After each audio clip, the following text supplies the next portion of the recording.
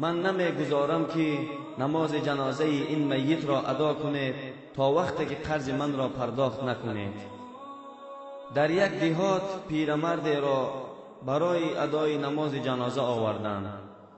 شخصی آمد نزد تابوت نشست و گفت: من اجازت نمیدهم که شما این میت را از اینجا بردارید و برده دفن کنید تا وقتی که وارثهای این شخص قرض من را برنگردانند. این شخص از من $5000 گرفته بود و همین طور مردم را در یک حالت ناگوار قرار داده بود. مردم پرسیدند از پسران این پیرمرد که پدر شما قرض گرفته است و باید شما این قرض را برگردانید.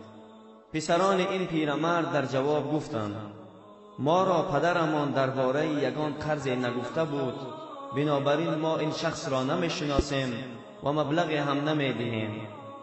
برادران این پیرمرد هم در آنجا وجود داشتند و گفتند: وقتی که پسران برادر ما نمیشناسد این شخص را، ما هم نخواهیم داد.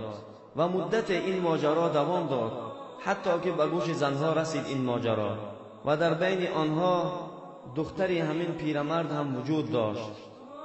این دختر از این خبر شنیدن پس فوراً همه زیورهای خود را روانه کرد و گفت: به دست این شخص بدهید و بگویید از برای الله همین زیورهای مرا فروخته قرضش را بگیرد و مانده اش را من در یک وقت خیلی کوتاه میدهم و این شخص را بگویید التماس مانع نماز جنازه پدرجان من نشود. وقتی که این خبر را رساندند به این شخص، در حال این شخص از جایش برخاست و مردم را مخاطب کرد و گفت: حقیقت این کار این است که من از این پیرمرد $5000 قرض گرفته بودم، نه این از من، ولی وارثهای این شخص را من نمی شناختم. برای همین این کار را کردم تا پیدا کنم وارثهای این را. اکنون فهمیدم که این پیرمرد یک دختر داشته است و تمام، یگان پسر و برادر نداشته است. در همین حالت پسران این پیرمرد و برادرانش به طرف این مرد نگاه میکردند و خاموش بودند.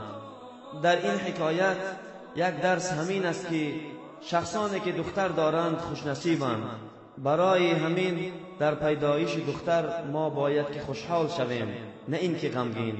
دین اسلام دخترها را بسیار فضیلت داده است و این طور هم نیست که همه دخترها یک قسم باشند، لیکن در اینجا مقصد این است که ما نباید از اهمیت دخترها انکار کنیم.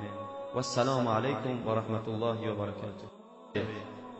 این ویدیو را نشر کنید، شاید که به سبب یک نشر شما در دل کسی تأثیر کند و در ثواب شریک شوید.